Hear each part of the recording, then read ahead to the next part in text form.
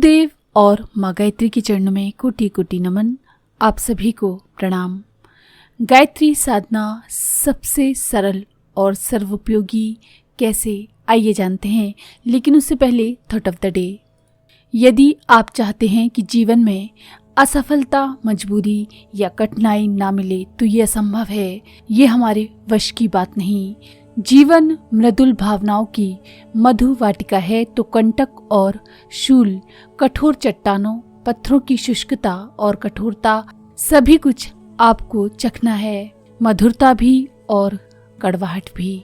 आइए अब जानते हैं कि गायत्री साधना सबसे सरल और सर्वोपयोगी क्यों है। संसार में प्रेम संबंध का सबसे अद्वितीय उदाहरण माता का है। माँ अपने बच्चे को जितना प्रेम करती है उतना और कोई संबंधी नहीं कर सकता।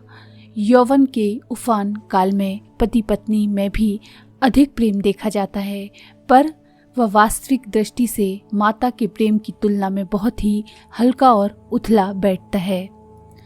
पति पत्नी का प्रेम आदान प्रदान एक दूसरे के मन के संतोष एवं प्रतिफल के ऊपर निर्भर रहता है।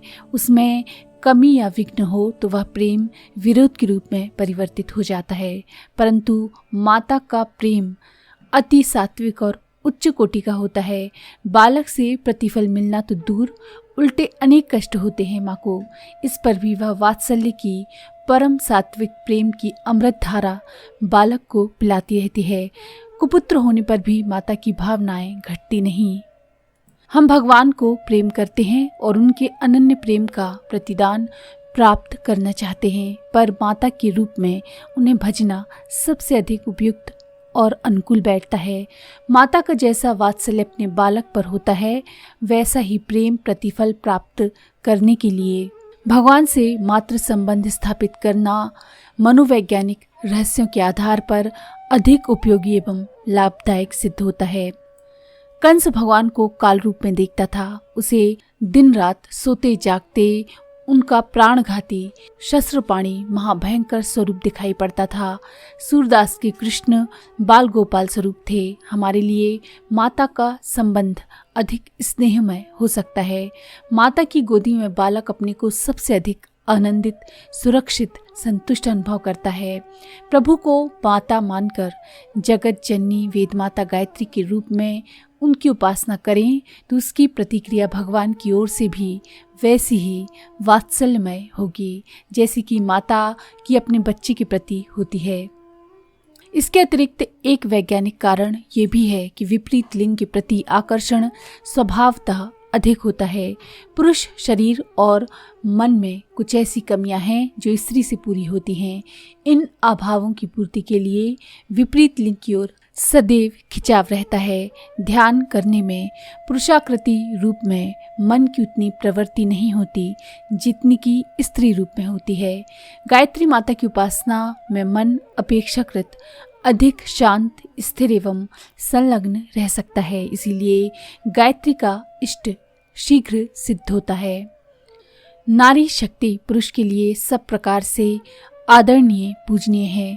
पुत्री के रूप में, बहन के रूप में, माता के रूप में वह स्नेह करने योग्य, मैत्री करने योग्य एवं गुरुवत पूजन करने योग्य है। पुरुष के शुष्क अंतर में अमृत सिंचन यदि नारी द्वारा नहीं हो पाता तो वैज्ञानिक बताते हैं कि वह बड़ा रूखा, कर्कश, क्रूर, निराश, संकीर्ण और अविकसित रह जाता है। वर्षा से जैसे पृथ्वी का हृदय हर्षित होता है और उसकी प्रसन्नता हरियाली एवं पुष्प पल्लव के रूप में फूट पड़ती है, पुरुष भी नारी की स्नेह वर्षा से इसी प्रकार सिंचन प्राप्त करके अपनी शक्तियों का विकास करता है। परंतु एक भारी विघ्न इस मार्ग में वासना का है, जो अमृत को विष बना देता है। दुराचार, कुदृष्टि एवं वासना का मिश्रण हो जाने से नर नारी के सानिध्य से प्राप्त होने वाले अमृत फल विष बीज बन जाते हैं।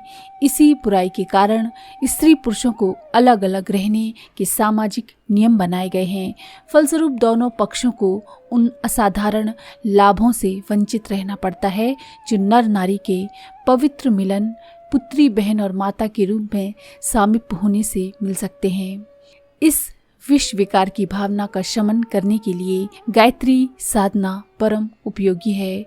विश्व नारी के रूप में भगवान की मातृभाव से परम पुण्य भावनाओं के साथ आराधना करना मातृ जाति के प्रति पवित्रता की अधिकाधिक वृद्धि करना है।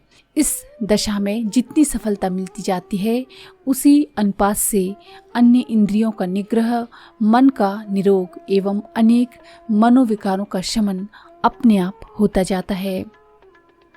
मातृ भक्त के हृदय में दुर्वासनाएं अधिक देर तक नहीं ठहर सकती। श्री रामकृष्ण परमहंस, योगी श्री अरविंद घोष, छत्रपति शिवाजी आदि कितने ही महान पुरुष शक्ति उपासक थे। शक्ति धर्म भारत का प्रधान धर्म है। जन्मभूमि को हम भारत माता के रूप में पूजते हैं। सभी राष्ट्रवादी भारत माता की मातृशक्ति की जय बोलते हैं और उसकी उपासना करते हैं। शिव से पहले शक्ति की पूजा की जाती है।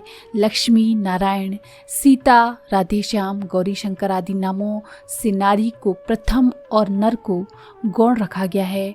माता का पिता और गुरु से भी पहला स्थान है। आत्मा और परमात्मा का मिलाप करने वाली शक्ति गायत्री ही है। ऋषियों ने इसी की उपासना की है, क्योंकि ये खुला रहस्य है कि शक्ति बिना मुक्ति नहीं। सरस्वती, लक्ष्मी, काली, माया, प्रकृति, राधा, सीता, सावित्री, पार्वती आदि के रूप में गायत्री की ही पूजा की जाती है। पिता से संबंध होने का कारण माता है, इसलिए पिता से माता का दर्जा ऊंचा है। ब्रह्मा की इच्छा शक्ति एवं क्रिया शक्ति गायत्री हैं। उन्हीं से उत्पत्ति, विकास एवं अवसान का आयोजन होता है। सुंदरता, मधुरता, क्रीड़ा, संपत्ति, कीर्ति, आशा, प्रसन्नता, करुणा, मैत्री आदि के रूप में ये महाशक्ति ही इस जीवन क्षेत्र को आनंदित एवं तरंगित करती रहती है। इस विश्व नारी की महागायत्री की महाशक्ति की आराधना करके हम अधिकाधिक आंतरिक आनंद की प्राप्ति कर सकते हैं। इसीलिए गायत्री माता की साधना सर्वोपयोगी और सबसे सरल है। तो अगर आपको ये जानकारी पसंद आई हो तो प्लीज़ लाइक करें, शेयर करें, सब्सक्राइब करें और बेल के आइकन पर क्लिक करके ऑल पर क्लिक करना ना भूलें।